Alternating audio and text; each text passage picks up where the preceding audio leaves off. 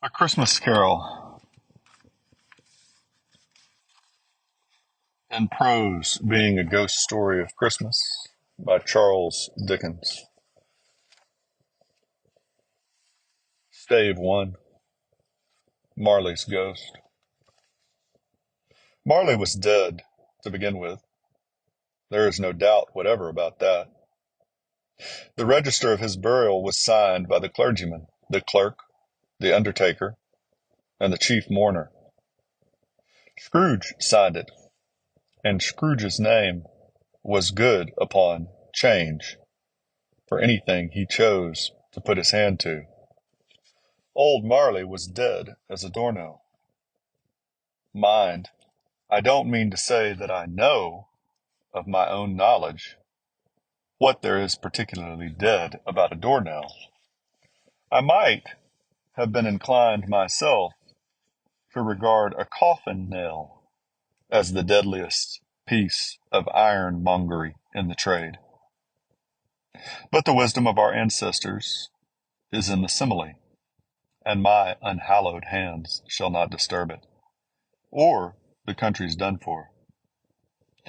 You will therefore permit me to repeat emphatically that Marley was dead as a doornail. Scrooge knew he was dead. Of course he did. How could it be otherwise? Scrooge and he were partners for I don't know how many years. Scrooge was his sole executor, his sole administrator, his sole assign, his sole residuary legatee, his sole friend, and sole mourner.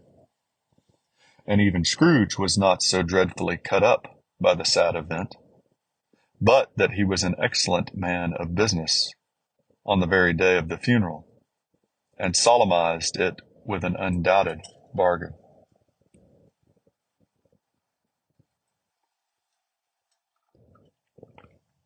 The mention of Marley's funeral brings me back to the point I started from. There is no doubt that Marley was dead. This must be distinctly understood, or nothing wonderful can come of the story I am going to relate. If we were not perfectly convinced that Hamlet's father died before the play began, there would be nothing more remarkable in his taking a stroll at night in an easterly wind upon his own ramparts than there would be in any other middle-aged gentleman rashly turning out after dark in a breezy spot. Say, St. Paul's churchyard, for instance, literally to astonish his son's weak mind. Scrooge never painted out old Marley's name. There it stood years afterwards above the warehouse door, Scrooge and Marley. The firm was known as Scrooge and Marley. Sometimes people new to the business called Scrooge, and sometimes Marley, but he answered to both names. It was all the same to him. Oh, but he was a tight-fisted hand at the grindstone, Scrooge. A squeezing, wrenching, grasping, scraping, clutching, covetous old sinner. Hard and sharp as flint, from which no steel had ever struck out generous fire, secret and self-contained, and solitary as an oyster. The cold within him froze his old features, nipped his pointed nose, shriveled his cheek, stiffened his gait, made his eyes red, his thin lips blue, and spoke out shrewdly in his grating voice. A frosty time was on his head, and on his eyebrows, and his wiry chin. He carried his own low temperature always about with him. He iced his office in the dog days, and didn't thaw it 1 degree at Christmas. External heat and cold had little influence on Scrooge. No warmth could warm, no wintry weather chill him. No wind that blew was bitterer than he. No falling snow was more intent upon its purpose. No pelting rain less open to entreaty. Foul weather didn't know where to have him. The heaviest rain, and snow, and hail, and sleet could boast of the advantage over him in only one respect. They often came down handsomely, and Scrooge never did. Nobody ever stopped him in the street to say with gladsome looks, "My dear Scrooge, how are you? When will you come to see me?" No beggars implored him to bestow a trifle. No children asked him what it was o'clock. No man or woman ever once in all his life inquired the way to such and such a place of Scrooge. Even the blind men's dogs appeared to know him, and when they saw him coming on, would tug their owners into doorways and up courts, and then would wag their tails as though they said, "No eye at all is better than an evil eye, dark master." But what did Scrooge care? It was the very thing he liked, to edge his way along the crowded paths of life, warning all human sympathy to keep its distance, was what the knowing ones call nuts to Scrooge.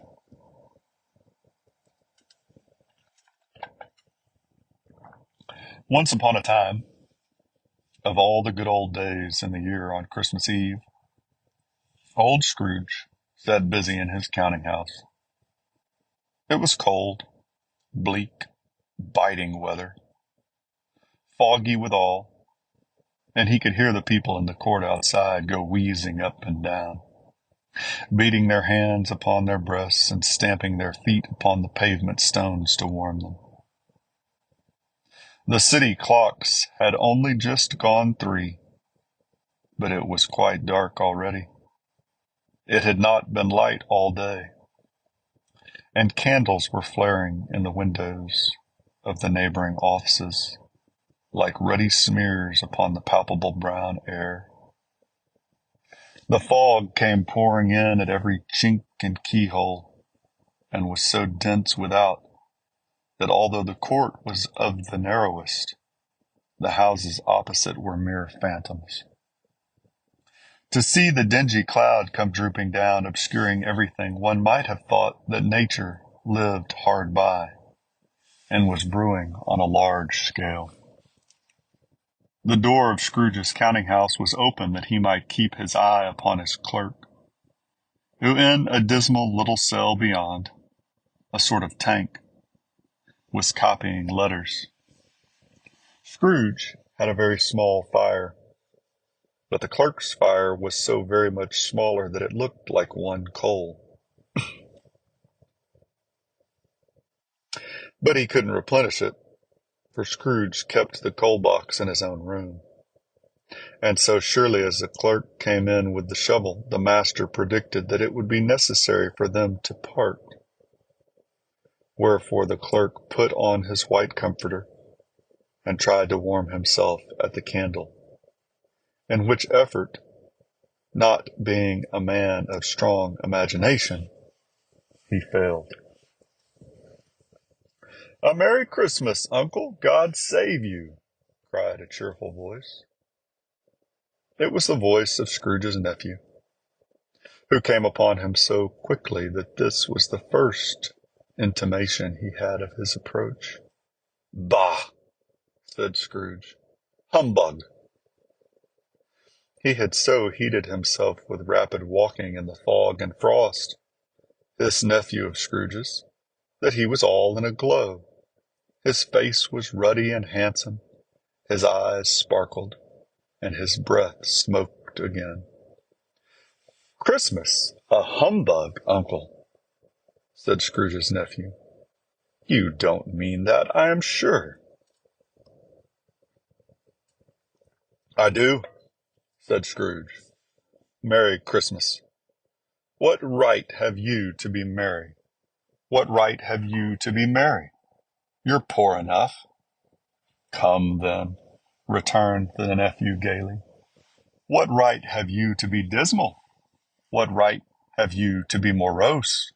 You're rich enough. Scrooge, having no better answer ready on the spur of the moment, said, "Bah!" again, and followed it up with, "Humbug!" "Don't be cross, uncle," said the nephew. "What else can I be?" returned the uncle, "when I live in such a world of fools as this? Merry Christmas! Out upon Merry Christmas! What's Christmas time to you but a time for paying bills without money, a time for finding yourself a year older but not an hour richer, a time for balancing your books and having every item in 'em through a round dozen of mouths presented dead against you?"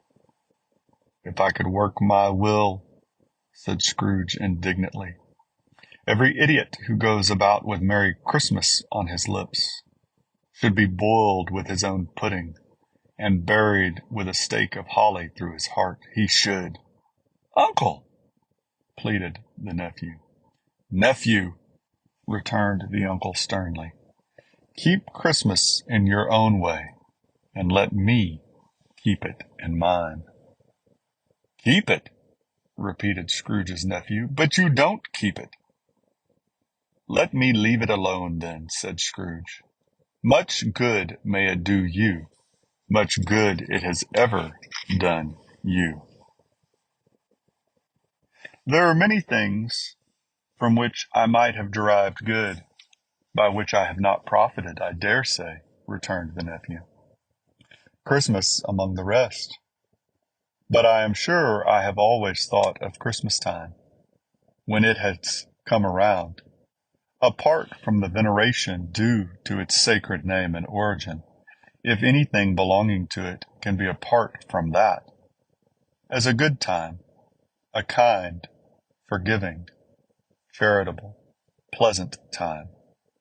The only time I know of in the long calendar of the year when men and women seem by one consent to open their shut-up hearts freely, and to think of people below them as if they really were fellow passengers to the grave, and not another race of creatures bound on other journeys. And therefore, uncle, though it has never put a scrap of gold or silver in my pocket, I believe that it has done me good, and will do me good, and I say, God bless it." The clerk in the tank involuntarily applauded. Becoming immediately sensible to the impropriety, he poked the fire, and extinguished the last frail spark forever. "Let me hear another sound from you," said Scrooge, "and you'll keep your Christmas by losing your situation. You're quite a powerful speaker, sir," he added, turning to his nephew. "I wonder you don't go into Parliament. Don't be angry, uncle. Come, dine with us tomorrow." Scrooge said that he would see him. Yes, indeed he did. He went the whole length of the expression, and said that he would see him in that extremity first. "But why?" cried Scrooge's nephew. "Why?" "Why did you get married?" said Scrooge. "Because I fell in love." "Because you fell in love," growled Scrooge, as if that were the only thing in the world more ridiculous than a Merry Christmas. "Good afternoon." "Nay, uncle, but you never came to see me before that happened. Why give it as a reason for not coming now?" "Good afternoon," said Scrooge. "I want nothing from you. I ask nothing of you. Why cannot we be friends?" "Good afternoon," said Scrooge. "I am sorry with all my heart to find you so resolute. We have never had any quarrel to which I have been a party. But I have made the trial in homage to Christmas, and I'll keep my Christmas humor to the last. So a Merry Christmas, uncle." "Good afternoon," said Scrooge, "and a Happy New Year "Good afternoon," said Scrooge. His nephew left the room without an angry word, notwithstanding. He stopped at the outer door to bestow the greetings of the season on the clerk, who, cold as he was warmer than Scrooge, for he returned them cordially. "There's another fellow," muttered Scrooge, who overheard him. "My clerk, with 15 shillings a week, and a wife and family, talking about a Merry Christmas. I'll retire to Bedlam." This lunatic, in letting Scrooge's nephew out, had let 2 other people in.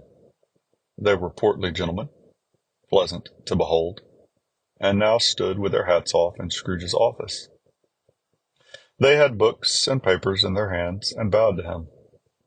"Scrooge and Marley's, I believe," said one of the gentlemen, referring to his list. "Have I the pleasure of addressing Mr. Scrooge or Mr. Marley?"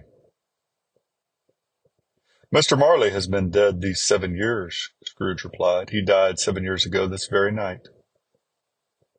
"We have no doubt his liberality is well represented by his surviving partner," said the gentleman, presenting his credentials. It certainly was, for they had been 2 kindred spirits.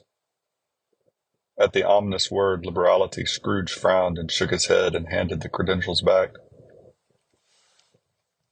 "At this festive season of the year, Mr. Scrooge," said the gentleman, taking up a pen, "it is more than usually desirable that we should make some slight provision for the poor and destitute, who suffer greatly at the present time. Many thousands are in want of common necessities. Hundreds of thousands are in want of common comforts, sir." "Are there no prisons?"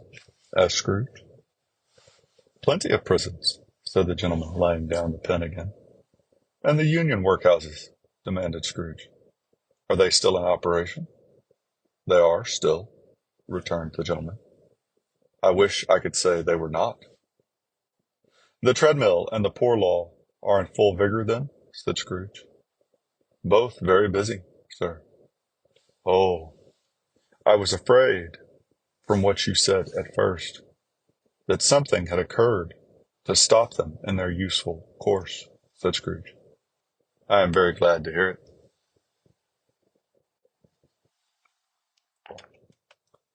"Under the impression that they scarcely furnish Christian cheer of mind or body to the multitude," returned the gentleman.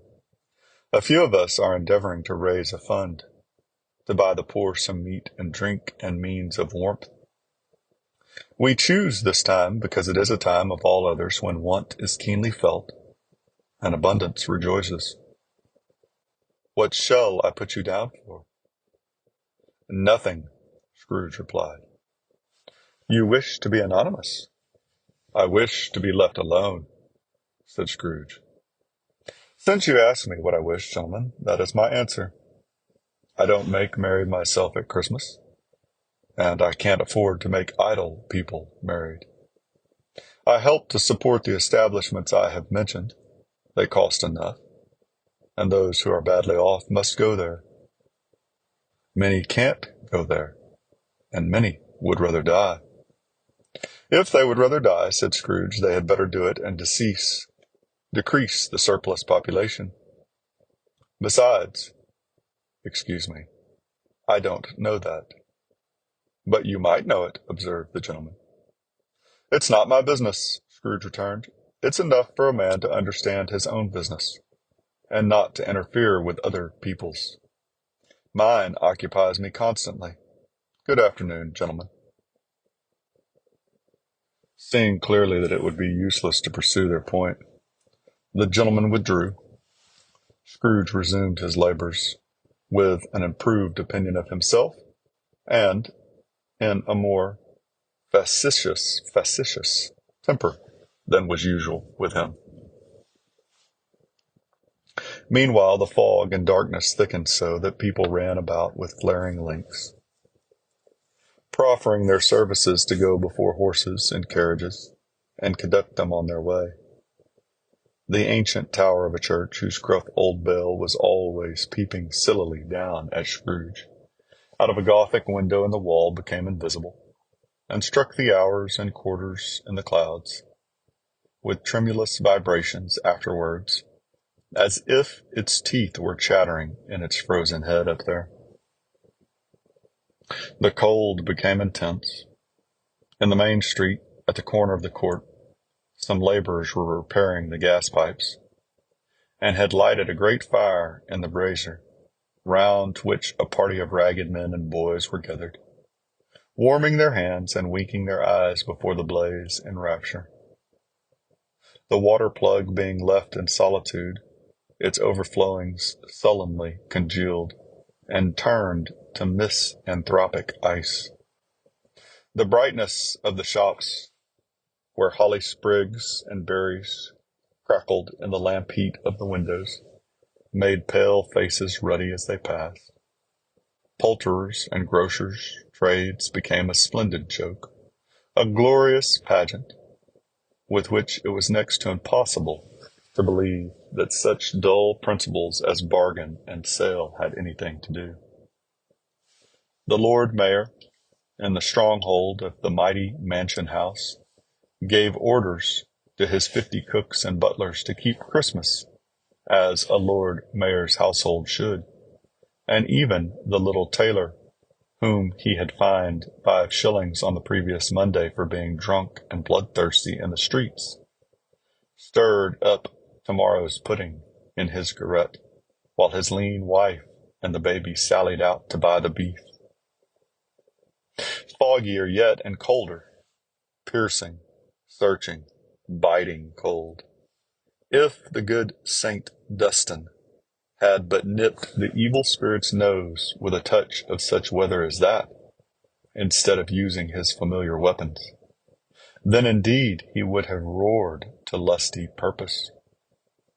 The owner of one scant young nose, gnawed and mumbled by the hungry cold as bones are gnawed by dogs, stooped down at Scrooge's keyhole to regale him with a Christmas carol. But at the first sound of "God bless you, merry gentlemen, may nothing you dismay," Scrooge seized the ruler with such energy of action that the singer fled in terror, leaving the keyhole to the fog and even more congenial frost. At length the hour of shutting up the counting-house arrived. With an ill will Scrooge dismounted from his stool, and tacitly admitted the fact to the expectant clerk in the tank, who instantly snuffed his candle out and put on his hat. "You'll want all day tomorrow, I suppose," said Scrooge. "If convenient, sir." "It's not convenient," said Scrooge, "and it's not fair. If I was to stop 1/2 crown for it, you'd think yourself ill-used, I'll be bound." The clerk smiled faintly. "And yet," said Scrooge, "you don't think me ill-used when I pay a day's wages for no work." The clerk observed that it was only once a year. "A poor excuse for picking a man's pocket every 25th of December," said Scrooge, buttoning his great coat to the chin. "But I suppose you must have the whole day. Be here all the earlier next morning." The clerk promised that he would, and Scrooge walked out with a growl. The office was closed in a twinkling, and the clerk, with the long ends of his white comforter dangling below his waist, for he boasted no greatcoat, went down a slide on Cornhill at the end of the lane of boys 20 times, in honor of its being Christmas Eve, and then ran home to Camden Town as hard as he could belt, to play at blind man's buff. Scrooge took his melancholy dinner in his usual melancholy tavern, and having read all the newspapers, and beguiled the rest of the evening with his banker's book, went home to bed. He lived in chambers which had once belonged to his deceased partner. They were a gloomy suite of rooms, in a lowering pile of building up a yard, where it had so little business to be, that one could scarcely help fancying it must have run there when it was a young house, playing at hide-and-seek with other houses, and forgotten the way out again. It was old enough now, and dreary enough, for nobody lived in it but Scrooge, the other rooms being all let out as offices. The yard was so dark that even Scrooge, who knew its every stone, was fain to grope with his hands. The fog and frost so hung about the black old gateway of the house, that it seemed as if the genius of the weather sat in mournful meditation on the threshold.